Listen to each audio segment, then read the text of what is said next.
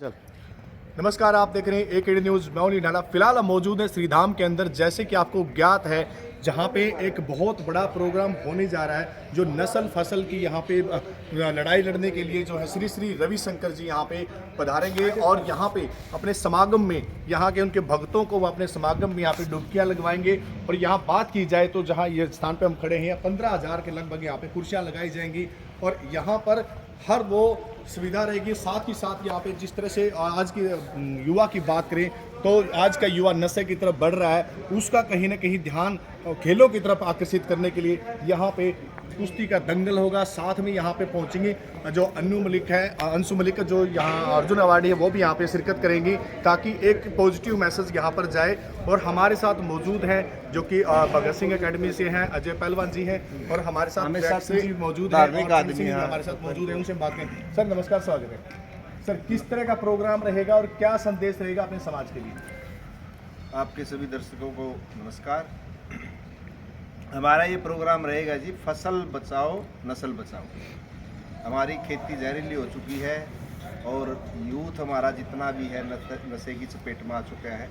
उसको बचाने के लिए हमारी खापें भी प्रयास कर रही है और हमारे जितने भी सम्मानित अपने जो जात के जितने भी लोग हैं इसके ऊपर बहुत चिंतित है वे, लेकिन इसका हमारे को कोई भी जरिया नहीं मिल रहा है। लेकिन जब हमने गुरुजी से इस बारे में बात हुई तो गुरुजी भी इससे बड़े चिंतित हुए और गुरुजी ने बोला कि भाई ये तो काम करने का है, आगे इस तरह से तो फिर हमारी नस्ल ही ख़त्म हो जाएगी। और अपने इंडिया के अंदर सबसे ज़्यादा जो युवा है, यूथ है, तो यूथ इसकी तरफ जा रहा है, नशे की तरफ बहुत ज़्यादा। जिस देश का युवा ही अगर ख़त्म हो गया, नशे में चला गया, तो वो देश ही ख़त्म हो जाएगा, क्योंकि देश का कर्णधार युवा ही होता है। युवा को हमें बचाने के लिए, अच्छी लाइन पर लेके आने के लिए तो हमारी एक तो सुदर्शन क्रिया है गुरुजी जो करवाते हैं, उससे हमने उस लोग जिन्होंने भी की है उससे सभी प्रभावित हुए हैं। और उसको आगे ज़्यादा से ज़्यादा करवाने के लिए हम देहात में इसको कैसे लेके जाएं, उसके लिए हमने गुरुजी को सभी खापों को आमंत्रित किया था वहाँ बेंगलोर में। तो वहाँ जाके खापों ने कोर्स किया था और कोर्स करने के बाद सभी खापों ने ये संकल्प लिया था, उनको बहुत अच्छा लगा। तो उन्होंने बोला गुरुजी हमारे पास हम भी काफ़ी प्रयास कर रहे थे, हम वैसे बातों से समझाते थे लेकिन बातों से किसी भी कोई असर नहीं था, लेकिन जब ये कोर्स करेंगे तो इसका पूरा असर पड़ेगा। क्या व्यवस्था रहेगी 18 तारीख की? 18 तारीख की व्यवस्था रहेगी हमारे यहाँ पे 7 बजे से हमने यहाँ पे रेसलिंग के गेम रखे हुए हैं। तो रेसलिंग की जो कुश्तियाँ होगी वो बड़े बड़े इनाम रखे हुए उसमें, और बड़े बड़े प्लेयर आएंगे इंटरनेशनल इसमें सभी। और इसके अंदर 7 बजे हमारा वेट शुरू हो जाएगा, 7 से और 5 बजे 9 बजे तक हम वेट करेंगे, उसमें बच्चों के वेट लेंगे। हमारे साथ मौजूद हैं पहलवान अजय पहलवान, जो कि लगातार जो है बच्चों को स्पोर्ट्स की तरफ लेके जा रहे हैं और एकेडमी के संचालक भी हैं। सर, क्या कहेंगे? आप तो खुद एक स्पोर्ट्समैन हैं और आपके बहुत अच्छी आपने पहल भी की है और बच्चों को आप उज्जवल भविष्य के लिए स्पोर्ट्स में बढ़ाते हैं। क्या कहेंगे, इतना बड़ा समागम के अंदर आपके बच्चे भी अगर कुछ करें तो? ये तो बहुत बड़ा एक सौभाग्य का दिन होगा, क्योंकि श्री श्री रविशंकर जी जो है ना आज एक अंतर्राष्ट्रीय संत हैं, जो पूरी दुनिया में ध्यान मेडिटेशन के क्रियाएं करवा करके पूरी दुनिया में और एक शांति के संदेश के साथ जो उनका एक मिशन है पूरी दुनिया में शांति फैले और उसमें लगे हुए हैं। तो यहाँ पर जो जींद में प्रोग्राम करवाया जा रहा है और उसमें भी जो कुश्ती जैसे इवेंट को उसमें डाला जा रहा है, क्योंकि कुश्ती काफ़ी समय से एक डिसबैलेंस मामले में चल रही है, आप भी देखते होगे लगातार सुर्खियों में है। तो कहीं न कहीं इस कुश्ती को भी एक बूस्ट मिल जाए और जो है इतने बड़े आध्यात्मिक गुरु का उसमें साथ सहयोग और उनका आशीर्वाद मिल जाए। तो हम चाहते हैं जो इस प्रदेश की जो कुश्ती लगातार निरंतर हर ओलंपिक में कोई न कोई मेडल जीत के खिलाड़ी लेके आ रहे हैं पूरे देश में से, दुनिया में से, तो चाहते हैं कि भाई इससे एक और पॉजिटिव वे कुश्ती के लिए जाए और आने वाले समय में जो बड़े बड़े टूर्नामेंट होंगे, Olympic, Asian games, Commonwealth games, उनमें भी जो है ज़्यादा से ज़्यादा इस हरियाणा की मिट्टी से खिलाड़ी निकलें। और मैं चाहता हूँ कि ये जींद के आसपास में अपने यहाँ नज़दीक एकेडमी है, तो एकेडमी के बच्चों को घर की घर में एक प्लेटफार्म मिल गया, तो बहुत बहुत धन्यवाद है उसके लिए भाई दया किशन गिल जी और चरण सिंह झांडा जी, ये अपने सुंदलाना जी, सब ने मिलकर के इस मुहिम को जो है ना आगे बढ़ाने का कार्य किया। और इसमें अकेली कुश्ती का नहीं है, मैं चाहता हूँ कि भी इसमें जितने भी खिलाड़ी जो पुराने हैं, नए हैं या अर्जुन अवार्डी हैं, तो सभी खिलाड़ी जहाँ तक भी हम उनके उसमें नहीं जा पाए हैं, वो भी सब जो है ना इसमें आएँ और वो ध्यान, मेडिटेशन और सत्संग का लाभ उठाएं। और सभी सादर आमंत्रित हैं। सबके लिए खाने पीने की व्यवस्था यहाँ पर की गई है। कम से कम 15-20 हज़ार लोग जो है ना यहाँ पर इस पंडाल के अंदर आएंगे, जो इसकी व्यवस्था उसके लिए कर दी गई है।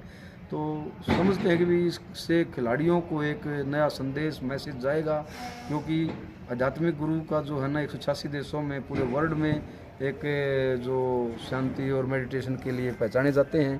तो खिलाड़ियों के अंदर भी जो कुछ थोड़ी बहुत जो है ना, मान लिया किसी भी प्रकार की कुर्तियाँ आती हैं तो वो उससे बचेंगे।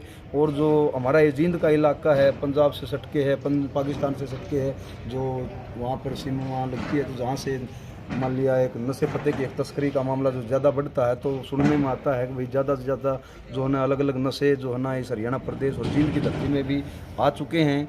तो सब ने अपने बच्चों को सेफ करना है। बहुत धन भी है, सबके पास सारी चीज़ें हैं, लेकिन मानसिक तौर पर गुलामियत और जो एक बच्चे जो हॉस्टलों में रहते हैं, या किसी के ऊपर पढ़ाई का स्ट्रेस है, किसी के ऊपर और है, कोई आत्महत्या कर रहे हैं, कोई कुछ कर रहे हैं, तो वो जो है ना इस मेडिटेशन और ध्यान की क्रियाओं को अपना करके वो उसका लाभ उठाएंगे। और आशा है कि इस धरती के ज़्यादा से ज़्यादा लोग जो है ना इसमें आकर के उसका अपना आशीर्वाद लेंगे। कोई चर्चित चाह रहा है पहुँचेगा खिलाड़ियों के अंदर एनर्जी फूकने के लिए? हाँ, एनर्जी फूकने के लिए इसमें कई बार के भारत केसरी जो पहलवान, जिसके दर्शन करने के लिए भी जो बुजुर्ग लोग थे, वो मान लिया 200 किलोमीटर दूर जा के जिनकी कुश्तियाँ देखने के लिए जाते थे। संजय पहलवान है जो मटिंडवाड़ हैं, जिनका नाम आपने सुना हो, जो कई मान लिया 40-50 बार के भारत केसरी हैं। जोगेंद्र पहलवान है वो चंदिया, जो कई बार के भारतीय केसरी हैं।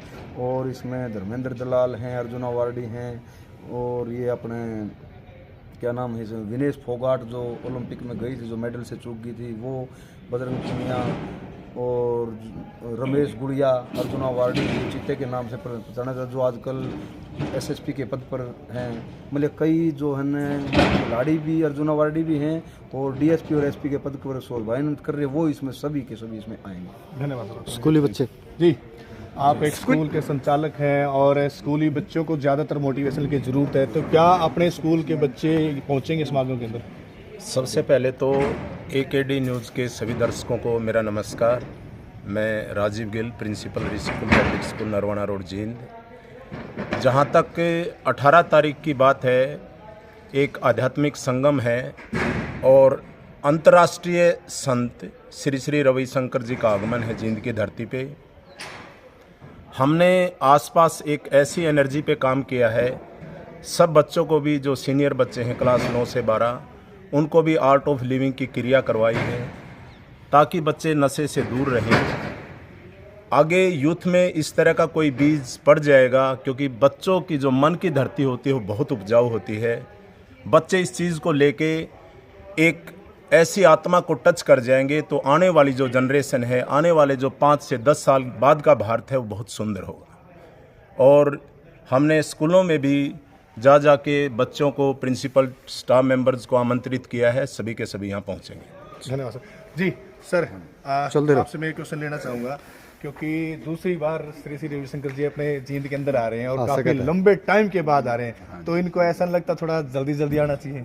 नहीं, गुरुदेव का तो इतना ही टाइम निकल पाए वही बहुत बड़ी बात है। उनके पूरे वर्ल्ड में इतने फॉलोअर हैं, इतने डिवोटी हैं, वही बहुत बड़ा काम वो कर रहे हैं, इतना बड़ा NGO है।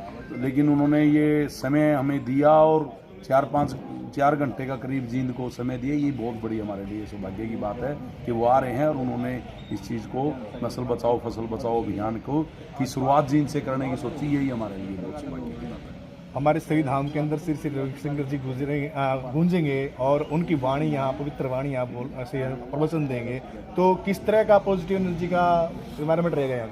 ऐसा है जी, देखो 25 नवंबर 2014 को परम पूज्य गुरुदेव श्री श्री रविशंकर जी ने यहाँ पे पहली बार जींद में अपने चरण टेके थे, और वो श्री धाम नगर की धरती पे ही पहला चरण उन्होंने रखा था। उसके बाद आप खुद सोच सकते हैं कितनी पॉजिटिविटी जींद में, जींद के आसपास इलाके में डेवलपमेंट में आई है। कहते हैं संत चरण दुख हरण।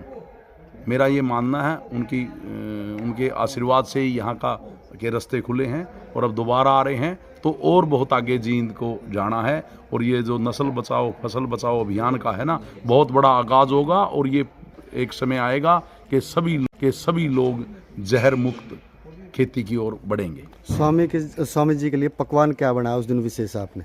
वो उनके लिए जो अलग से टीम होती है, क्योंकि वो एक बार ही अपना अल्पाहार लेते हैं, तो उनके लिए जो वो टीम है ना, उनके मार्गदर्शन में ही उनका जो तो भोजन जींद की बनता है। धरती में क्या ऐसी सौगात देके जाएंगे स्वामी जी जिसमें युवा उनका ध्यान का और सुदर्शन क्रिया का जो गिफ्ट है, जो उन्होंने पहले ही यहाँ पे फ्री किया हुआ और कितने लोग करने लग रहे हैं अभी से, तो वही उनकी तरफ से एक ब्लेसिंग है और उसका मार्गदर्शन करने आ रहा है, यही बहुत बड़ी उनकी एनर्जी।